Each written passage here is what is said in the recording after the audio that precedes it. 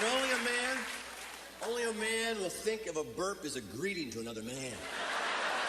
Dave's youngest child, Matthew, just graduated Kumbaya, or whatever the hell that thing is. As soon as that child leaves that room, my brothers and I are 14 years old again.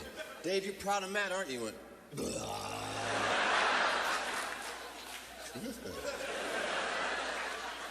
Steve, A-I-O-U. My brother Jeff is a great burper, pinpoint burper. He can blow one across the table.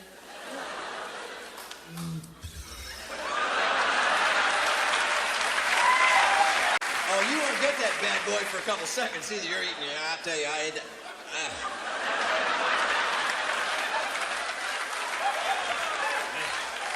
Is that you, Jeff? Good one, buddy.